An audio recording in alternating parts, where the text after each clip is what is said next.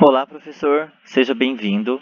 E como tema do seu trabalho, Direito Administrativo, iremos falar sobre a fase de instauração do processo administrativo, segundo a Lei 9784 de 99. Então vamos lá. Do início do processo. Dá-se pelo artigo 5º ao artigo 7º. A Lei 9784 de 99, ela dispõe sobre o quê? A respeito das regras básicas para a instalação do processo administrativo no âmbito da administração pública, federal, direta ou indireta. O processo é função indispensável para o registro e exercício dos atos da administração pública, assim como também o controle dos administrados e dos seus servidores. O processo tem início pela própria administração, podendo iniciar-se de ofício ou por requerimento do interessado a pedido. A instauração de um processo administrativo é importante na administração porque se assegura o exercício do contraditório e da ampla defesa do indiciado. Esse requerimento deve ser formulado por escrito e conterá o órgão ou autoridade administrativa a que se dirige, identificação do interessado, domicílio do requerente, formulação do pedido, documentos que comprovem os fatos expostos, rol de testemunhas, data e assinatura de seu requerente. Vale ressaltar que a exigência de assinatura, ao mesmo tempo em que inibe denúncias inconsistentes, também desestimula a denúncia por aqueles que têm medo de represálias, caso algo venha a acontecer com ele. O início, propriamente dito, dá-se com despacho da autoridade competente que, assim que tiver ciência da irregularidade, age de ofício, embasado no princípio da oficialidade. Se porventura essa irregularidade constituir ilícito penal, a comissão processante é obrigada a comunicar às autoridades competentes e fornecer o material que tiver à sua disposição para que isso aconteça. O princípio da ampla defesa é que o processado pode acompanhar o processo com ou sem advogado, apreciando e contestando a tudo o que for apresentado contra ele. Em seguida, nós temos a parte dos interessados, cujo se dá pelo artigo 9 ao 10, que fala que são legitimados como interessados no processo administrativo pessoas físicas ou jurídicas, que iniciem como titulares de direito o interesse individualizado no exercício de direito de representação e os capazes de maiores de 18 anos. A competência, que se dá pelo artigo 11 ao artigo 17.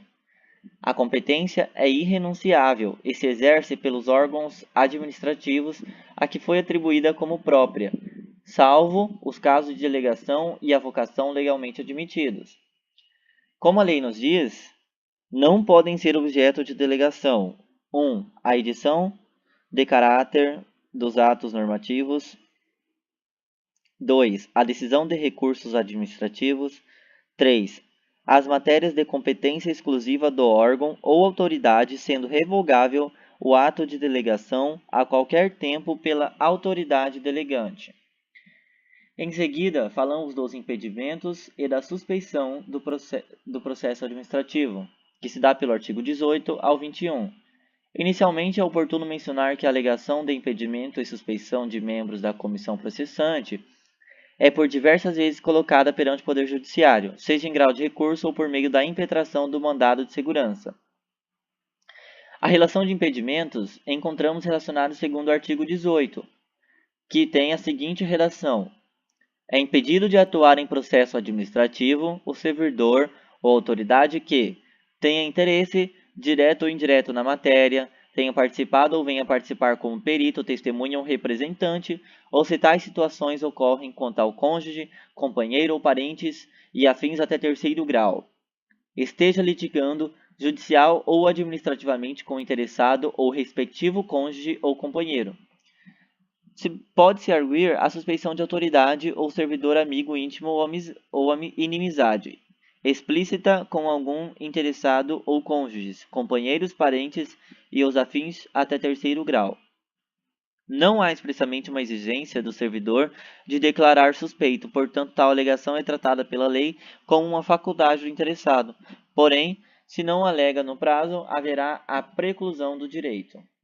Em seguida, temos as formas, o tempo e o lugar do processo administrativo. Como o próprio título já diz, é a forma, o tempo, o lugar do processo administrativo com que acontecem. Temos a forma livre. Os atos do processo administrativo não dependem de forma determinada, senão quando a lei expressamente a exigir. A dúvida de autenticidade, salvo imposição legal, o reconhecimento da firma somente será exigido quando houver dúvida de autenticidade. A autenticidade feita pelo órgão, a autenticidade de documentos exigidos em cópia poderá ser feita pelo órgão administrativo.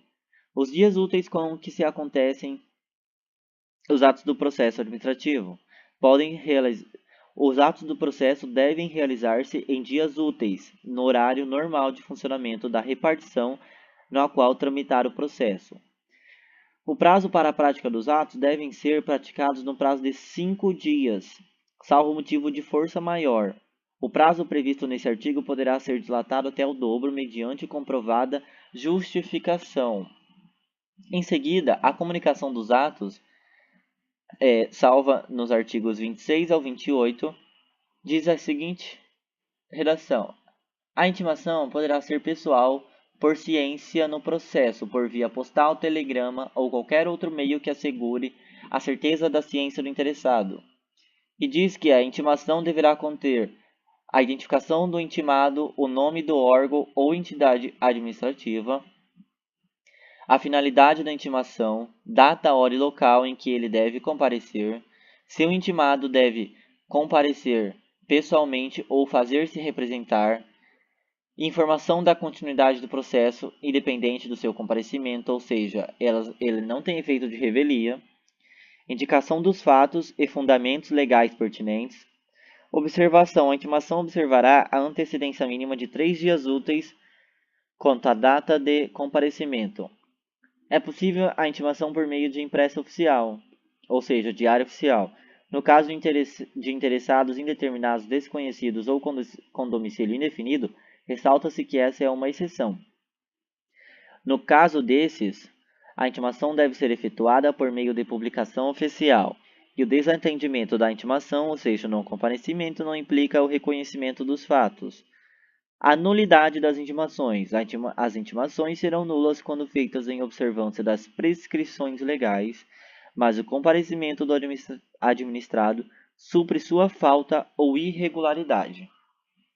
Bom, eu termino aqui com o tema da fase de instalação do processo administrativo, segundo a Lei 9784, não tomando muito tempo do senhor professor. Espero que o senhor tenha entendido e gostado do trabalho. E é isso. Muito obrigado e até a próxima.